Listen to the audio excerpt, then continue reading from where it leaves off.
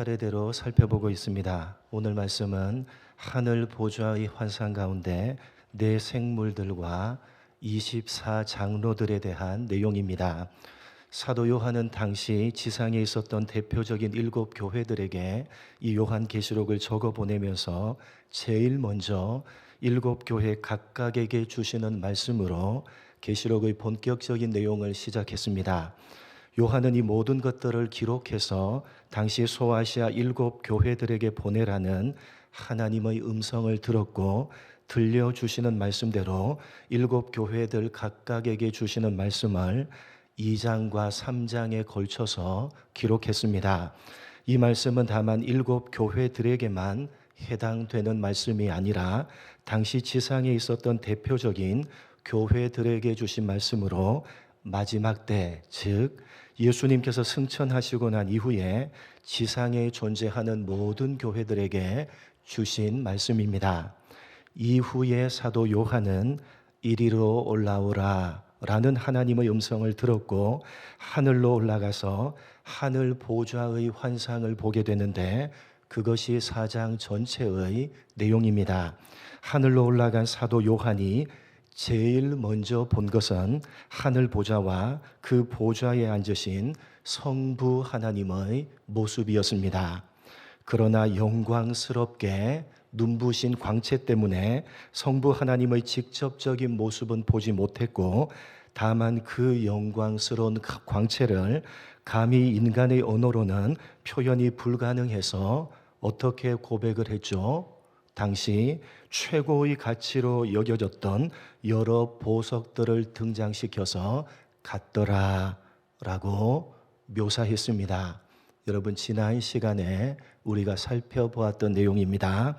이어서 요한은 그 영광스러운 하나님의 보좌를 둘러서 있던 24개의 보좌들을 보았는데, 그 보좌들 위에 누가 앉아 있었습니까? 24장로들, 그들이 흰 옷을 입고 머리에 금관을 쓰고 앉아 있었습니다. 그리고 또 하나, 하나님의 보좌 가운데와 주위에, 다시 말해서 하나님의 보좌 가장 가까이에서 그 보좌를 둘러싸고 있는 네 생물들을 보게 됩니다. 여러분, 두 가지를 본 것입니다. 무엇과 무엇을 본 것이죠? 24장로들과 네 생물들을 본 것입니다. 이 두 가지가 무슨 의미를 가지느냐 하는 것이 오늘 본문이 가지고 있는 핵심입니다. 먼저 24장로들입니다.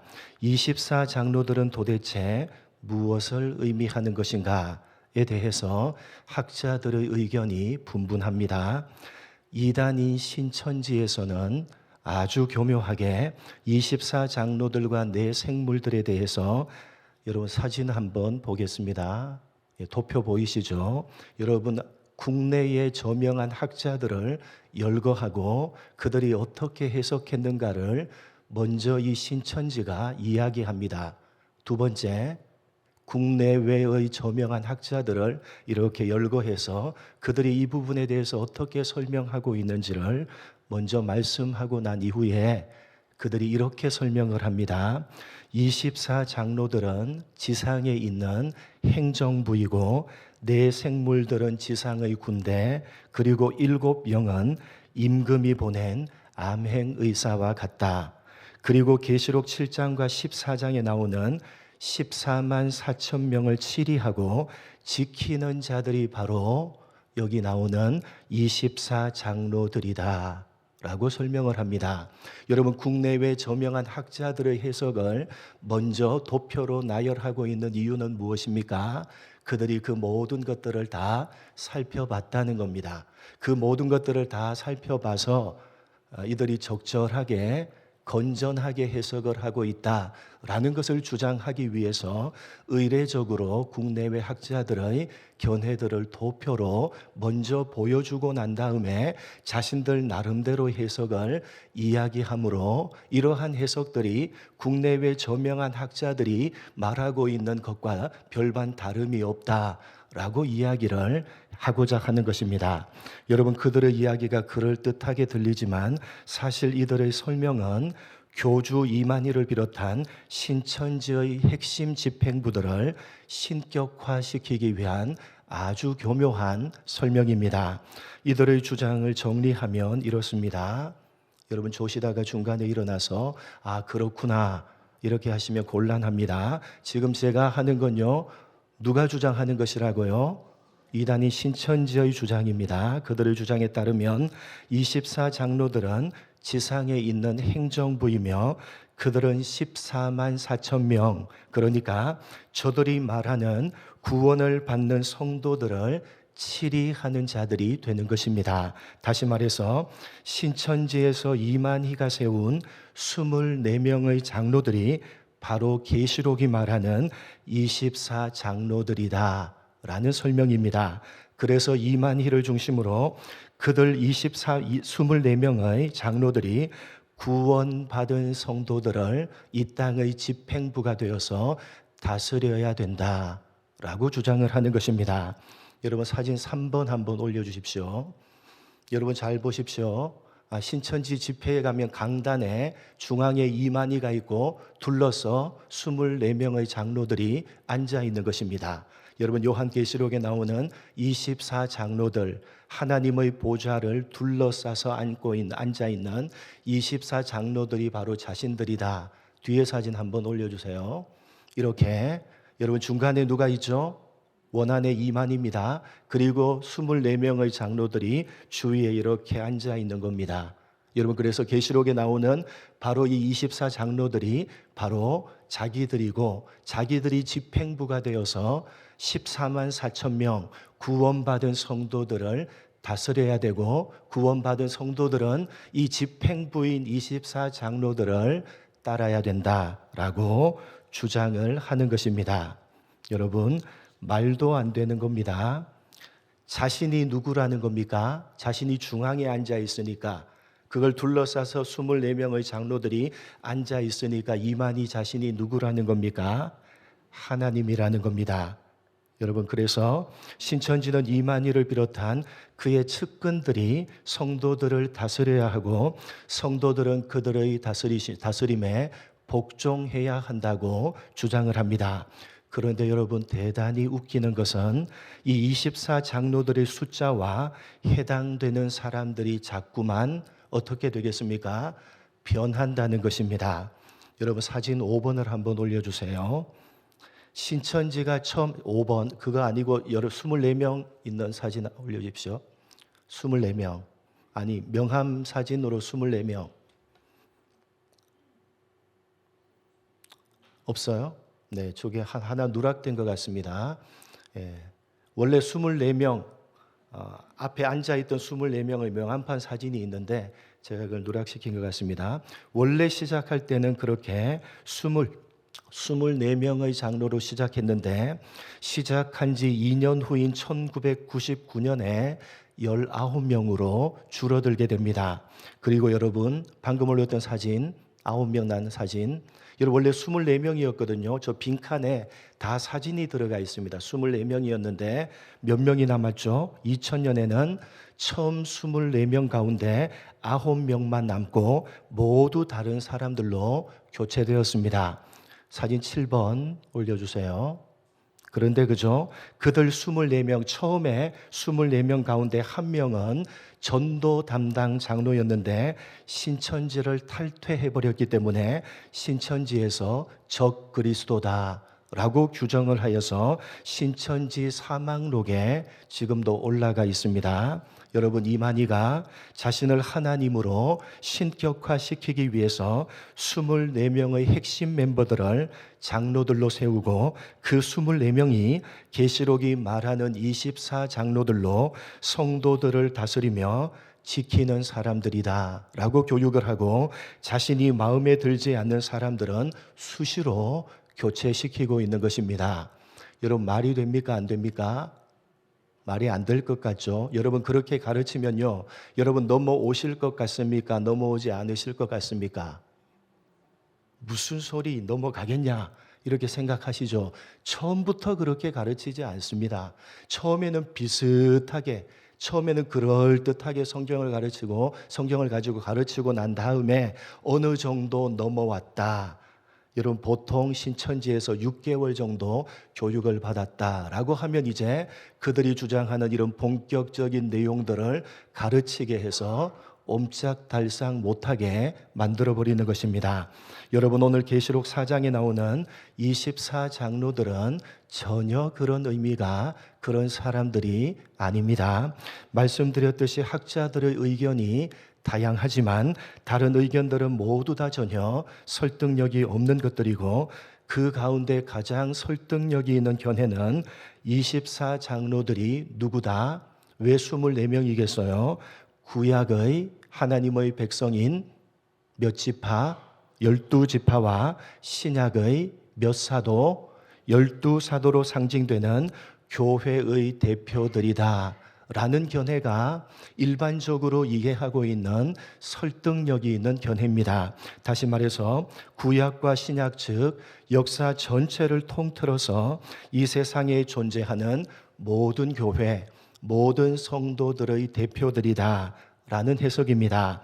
바로 그 대표들이 하나님의 보좌를 둘러있는 24개의 보좌들에 앉아있고 금면류관을 쓰고 있다는 것입니다. 물론 이 24장로들이 교회의 대표들 즉 모든 성도들의 대표라는 이 견해는 오늘날 건전한 신앙을 가지고 있는 사람들에게 많은 지지를 받고 있는 견해이고 또 어느 정도는 설득력이 있는 견해이기는 하지만 그러나 그렇게 보기는 어렵습니다. 왜냐하면 계시록 7장을 보시면 이와 관련해서 이렇게 되어져 있기 때문입니다. 계시록 7장 한번 보겠습니다. 뒤에 나오는 계시록 7장 9절로 14절 말씀입니다. 제가 9절 이 일 후에 내가 보니 각 나라와 족속과 백성과 방언에서 아무도 능히 셀 수 없는 큰 무리가 나와 흰옷을 입고 손에 종려 가지를 들고 보좌 앞과 어린 양 앞에 서서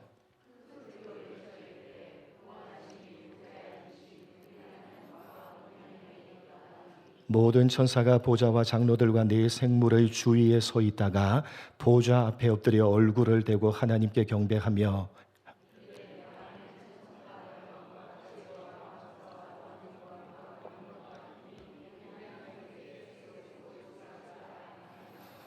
장로 중 하나가 응답하여 나에게 이르되 이 흰옷 입은 자들이 누구며 또 어디서 왔느냐.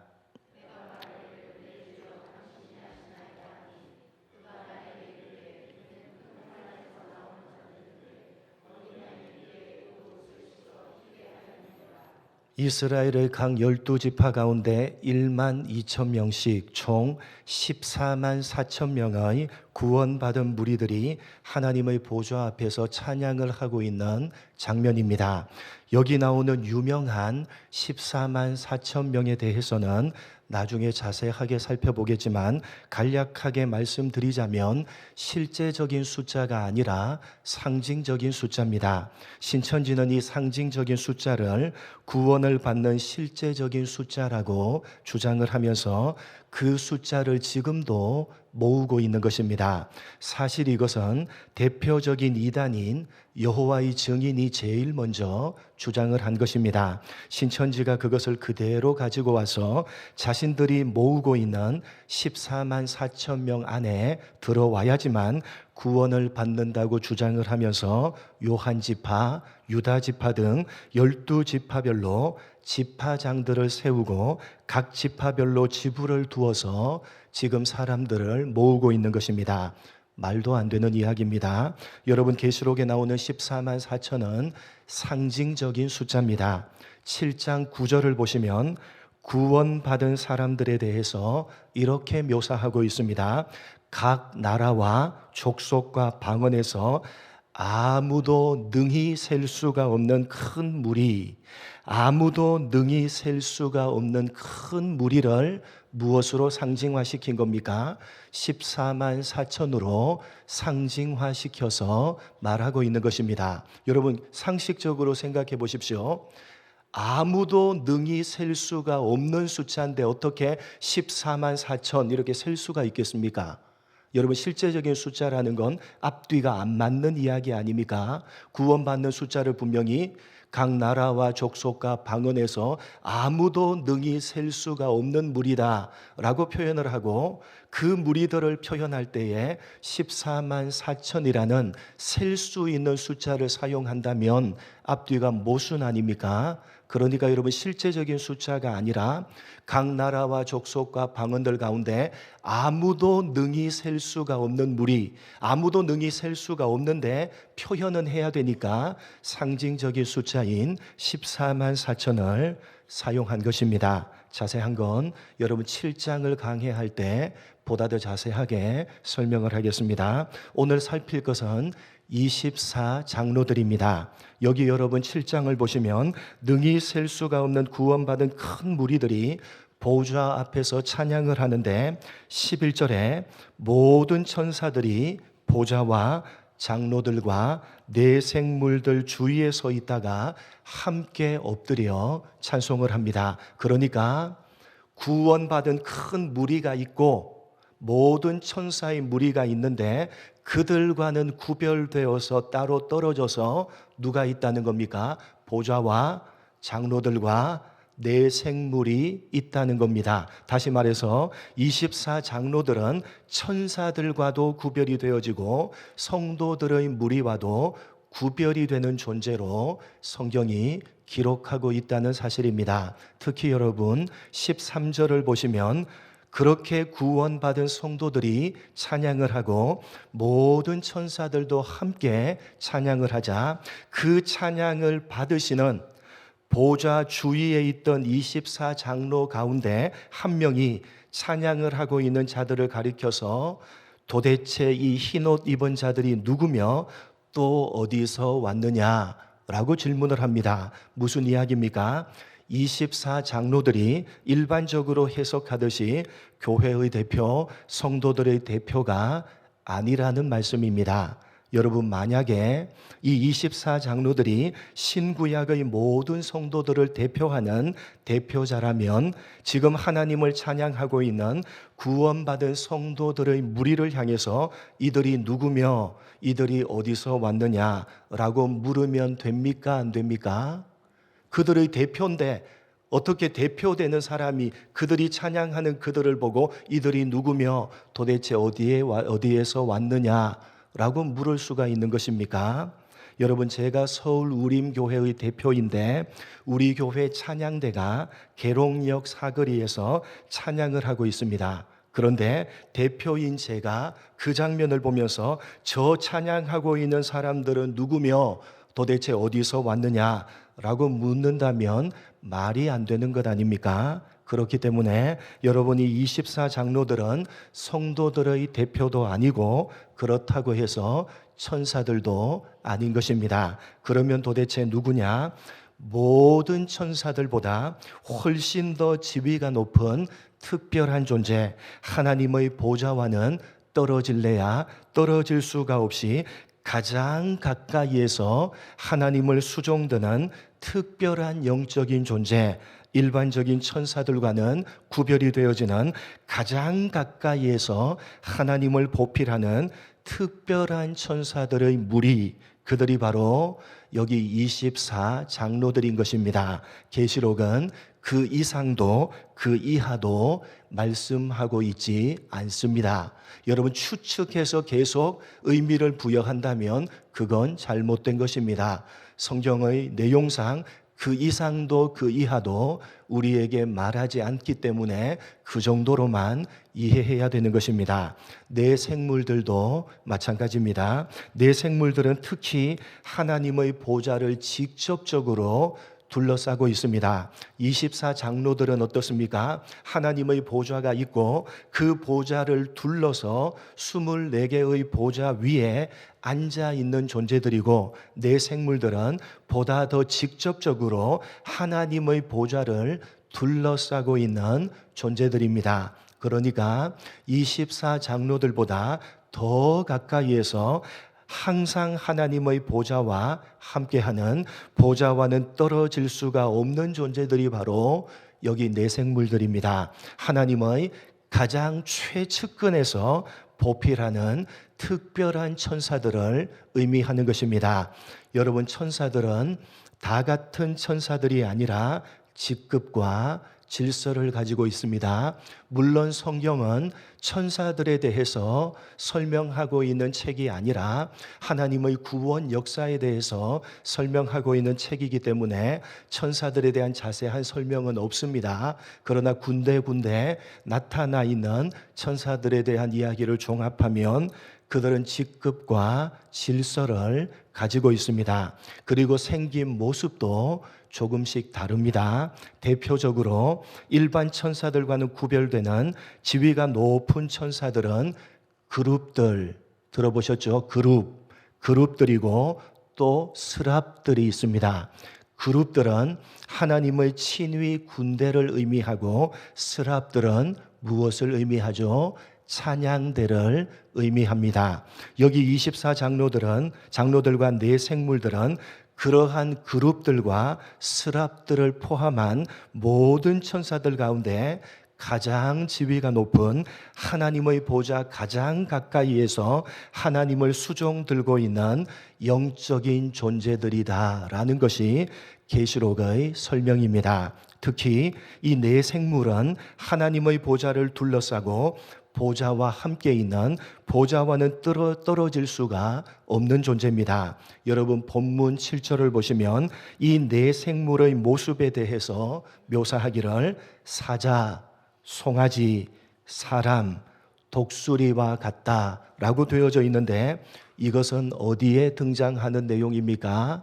구약성경 에스겔서에 등장하는 내용입니다. 여러분, 에스겔서 1장 한번 찾아보겠습니다. 오늘 네 생물들을 묘사하고 있는 이 묘사는 에스겔서에도 동일하게 등장하고 있습니다. 에스겔 1장 5절로 10절입니다. 제가 5절, 그 속에 네 생물의 형상이 나타나는데 그들의 모양은 이러하니 그들에게 사람의 형상이 있더라. 그들의 다리는 곧은 다리요 그들의 발바닥은 송아지 발바닥 같고 광낸 구리같이 빛나며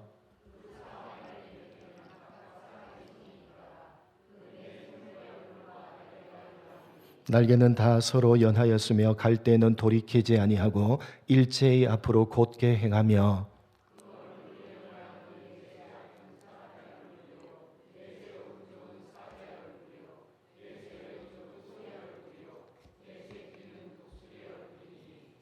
여기서도 똑같이 네 생물들이 나오고 그 얼굴 모양이 사자, 송아지, 사람, 독수리와 같았다고 되어져 있습니다.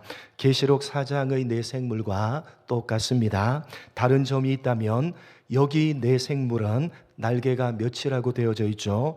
4개다라고 되어져 있고 계시록의 네 생물은 날개가 6개로 되어져 있습니다.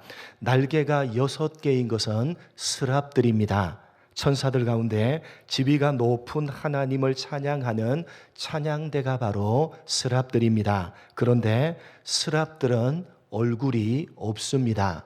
여러분, 스랍들은요, 날개가 6개인데 얼굴은 없습니다.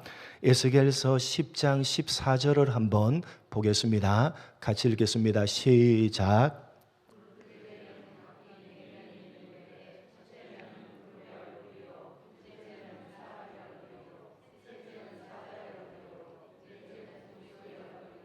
여러분, 천사들 가운데 지위가 높은 여러분 스랍들은요, 날개가 6개인데 얼굴이 있습니까? 없습니까? 얼굴이 없습니다. 나타나 있지 않습니다. 그런데 10장 14절의 그룹들은 뭘 가지고 있다고요? 4개의 얼굴을 가지고 있다라고 되어져 있습니다. 그러니까 스랍들은 날개가 6개인데 얼굴은 나타나 있지 않고 그룹들은 날개가 4개이고 4개의 얼굴을 가지고 있습니다.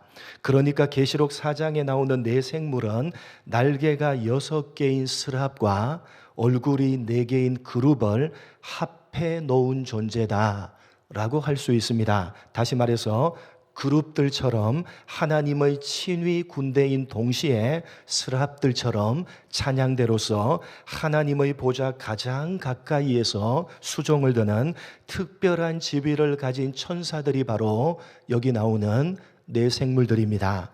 종합해 보면 이렇게 정리할 수가 있습니다. 수많은 천사들 가운데 지위가 높은 천사들인 하나님의 친위 군대인 그룹들과 찬양대인 스랍들이 있습니다. 그런데 그 모든 천사들보다 훨씬 더 높은 지위에 있는 천사들, 하나님의 보좌 가장 가까이에서 하나님을 수종드는 구별된 특별한 천사들의 무리들이 있는데 그들이 바로 24장로들이고 네 생물들입니다. 특히 이 네 생물은 하나님의 보좌와는 떨어질 수가 없는 가장 가까이에서 수종을 드는 최측근인 영적인 존재들인 것입니다.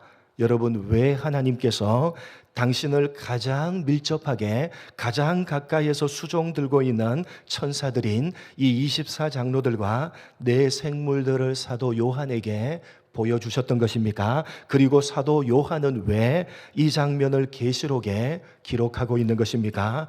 그것은 바로 이런 이유 때문입니다.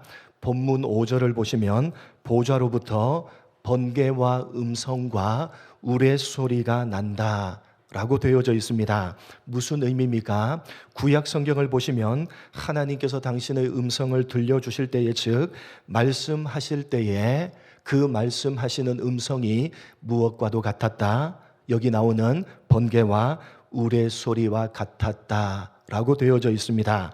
그리고 보좌 앞에 7 등불, 하나님의 7 영이 있다는 것은 성령 하나님을 의미하고 그 성령 하나님께서 보좌로부터 말씀하시는 그 하나님의 말씀을 직접 이 세상에 실행하고 계시다는 것입니다.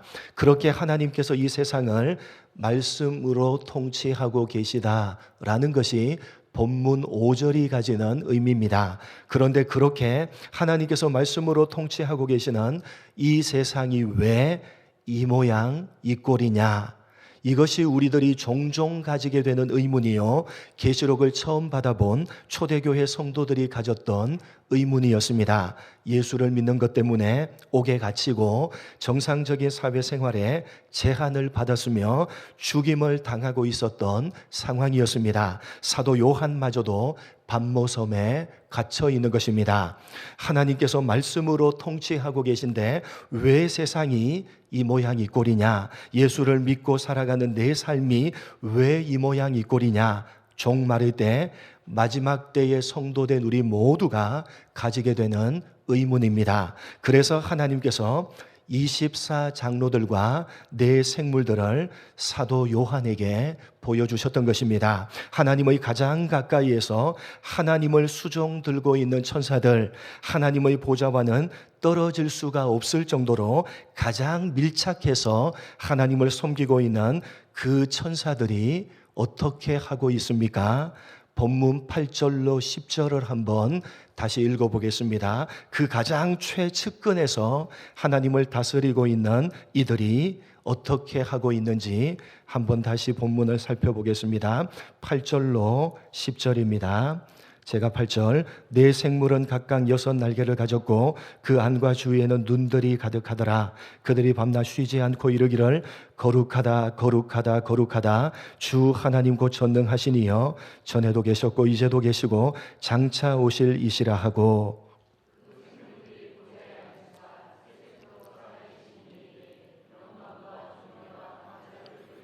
같이 읽겠습니다. 24장로들이 보좌에 앉으신 이 앞에 엎드려 세세토록 살아계시는 이에게 경배하고 자기의 관을 보좌 앞에 드리며 이르되.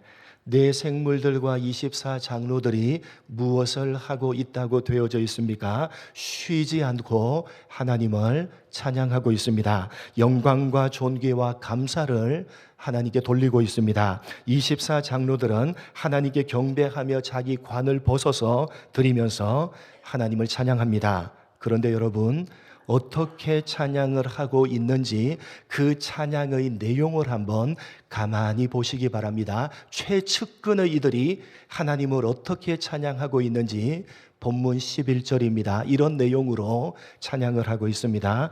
같이 읽겠습니다. 시작.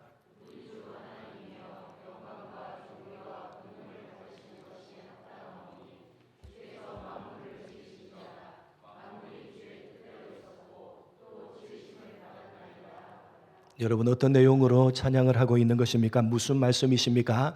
하나님이 말씀대로 만드시고 말씀대로 다스리고 계신데 그 다스리심이 지극히 옳다고 이들이 찬양을 하고 있는 것입니다. 하나님께서 말씀으로, 즉 당신의 뜻대로 이 세상을 다스리고 계시는 그 다스리심이 지극히 옳다고 이들이 찬양을 하고 있는 것입니다. 누구의 고백입니까? 가장 가까이에서 밀착해서 하나님의 다스리심을 지켜보고 있는 자들의 고백인 것입니다. 가장 가까이에 있다는 것은 가장 잘 안다는 것입니다. 하나님의 가장 가까이에서 하나님이 누구시며 어떤 뜻을 가지고 계시고 어떤 생각을 가지고 계시며 어떤 계획을 가지고 계신지, 하나님께서 어떠한 마음과 어떠한 의도를 가지고 이 세상을 다스리고 계신지를 가장 잘 아는 사람인 24장로들과 네 생물들이 하나님 앞에 엎드려서 하나님께서 영광과 존귀와 찬송을 받으시는 것이 지극히 합당하다고 고백하고 있는 것입니다. 여러분, 하나님께서 다스리시는데 지금 현실은 어떻습니까?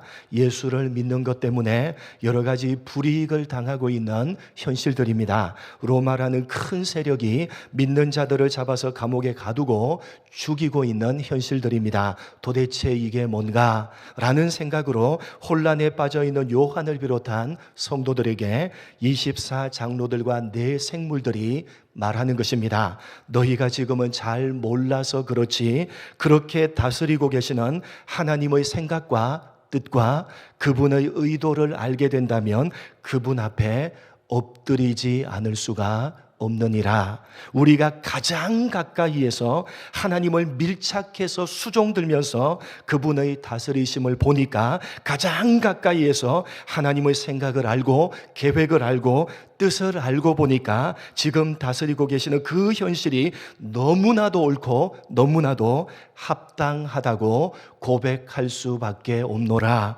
지금은 너희들이 모르고 있지만 반드시 언젠가는 알게 될 날이 올 것이라. 가장 가까이에서 하나님의 다스리심을 보니까 우리는 그 오르심 앞에, 그 합당하심 앞에 엎드려서 경배할 수밖에 없노라. 24장로들과 네 생물들이 말하는 것입니다.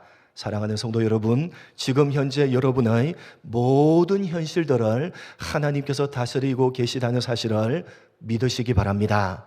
믿으시기 바랍니다. 여러분, 믿음이란 오늘로서 결론을 내리지 않는 것입니다. 지금 현재 내 눈앞에 펼쳐진 것으로만 결론을 내리지 않는 것입니다. 왜요? 믿으니까 그렇습니다. 여러분, 믿음이란 오늘로 결론을 내리지 않는 것입니다. 왜요? 하나님 그분을 믿으니까 오늘로 결론을 맺지 않게 되는 것입니다. 여러분, 생각해 보십시오. 우리의 믿음을 흔드는 의심과 회의는 다 어디로부터 나오는 것입니까? 도대체 예수를 믿는 것이 왜 이래? 왜 예수를 믿고 살아가는 내 현실은 이 모양 이 꼴일까? 여러분, 이런 모든 생각들은 다 어디서부터 나오는 것입니까? 그것은 바로 나의 판단과 나의 시각과 나의 생각에서 나오는 것입니다. 내가 생각해 보니까, 내가 판단해 보니까 도무지 이해할 수가 없고 말이 안 되는 것입니다. 그래서 우리는 종종 시험에 빠지고 믿음이 뿌리채 흔들릴 때가 많은 것입니다. 그러나 여러분, 오늘 하나님을 가장 가까이에서 수종들면서 그분의 생각과 그분의 계획과 그분의 의도를 가장 잘 알고 있는 천상의 존재들이 우리 모두에게 가르치는 것입니다. 너희들의 판단이 옳겠느냐, 아니면 하나님의 판단이 옳겠느냐? 너희 생각이 깊겠느냐 아니면 하나님의 생각이 깊겠느냐, 창조주이신 하나님의 계획하심이 좋겠느냐 아니면 피조 인생된 너희의 계획함이 좋겠느냐. 한번 생각해 보라. 우리가 가장 가까이에서 하나님이 누구신지를 알고 가장 가까이에서 너희를 다스리고 계시는 하나님의 다스리심을 지켜보니까 그 오르심 앞에, 그 합당하심 앞에, 그 깊으신 생각과 그 넓으신 뜻과 계획하심 앞에 엎드려 항복하지 않을 수 없느니라. 너희들이 잘 몰라서 그러는 것이니까 하나님을 신뢰하고 그분이 다스리시는 지금 현실에 만족하고 그 현실을 믿음으로 이겨나가라. 그것이 정말 이 마지막 때에 성도들이 가져야 되는 믿음이니라 말하는 것입니다. 사랑하는 성도 여러분, 하나님의 가장 가까이에서 오늘도 그분을 섬기고 있는 이들의 고백을 여러분 가슴에 새기시기 바랍니다. 여러분, 오늘 지금 현재라는 하루하루의 현실들이 여러분은 이해할 수가 없고 여러분은 도무지 받아들일 수 없는 그런 현실들이라 할지라도 그 모든 것들이 하나님의 다스리심 가운데 허락되어졌다는 사실을 인정하시기 바랍니다. 하나님의 다스리심이라면 여러분 어떤 현실이든 하나님 받아내겠습니다. 이해하지 못하지만 하나님 그 현실이라도 하나님이 다스리고 계시니까 받아내며 어렵겠지만 참으로 힘들지만 참으로 이해가 되지 않지만 믿음을 가지고 있으니까 현실이 아니라 하나님 그분을 믿고 있으니까 하나님 그 현실들을 믿음으로 이겨내겠습니다. 고백하시기 바랍니다. 주어진 현실들이 어떠하든지 간에 여러분 그 현실들을 믿음으로 이겨내시며 이 마지막 때 종말을 살아가시는 여러분 모두가 되시기를 주님의 이름으로 간절히 축복합니다. 하나님 아버지, 하나님의 가장 최측근에서 하나님의 보좌와 뗄래야 뗄 수가 없는 가장 가까이에서 하나님의 다스리심을 지켜보며 하나님이 어떠한 마음과 어떠한 생각과 어떠한 의도와 어떠한 계획을 가지고 지금 현재를 다스리고 계신지 가장 최측근에서 가장 잘 알고 있는 이들 24 장로들과 내 생물들이 그 다스리심이 지극히 옳다고, 그 다스리심이 지극히 합당하다고 엎드려 경배하고 있는 오늘 이 장면을 통해서 하나님 아버지, 오늘 우리의 모습을 되돌아보게 하여 주옵소서. 오늘도 변함없이 가장 최측근에서 보는 그들이 합당하다고 엎드려 영광과 존귀와 감사를 돌릴 수밖에 없는 그 다스리심으로 오늘 현재 우리들의 삶을 주관하고 계시고 다스리시고 계심에 이해가 되지 않는 현실이라 할지라도 도무지 받아들일 수가 없는 현실이라 할지라도 하나님 그분을 믿기 때문에 그 믿음을 소유하고 있기에 그 현실들을 믿음으로 받아내며 흔들리지 않고 믿음으로 올곧게 살아내겠습니다 다짐하고 결단하는 우리 모두가 될 수 있도록 은혜 베풀어 주옵소서. 오늘도 보좌 가장 가까이에서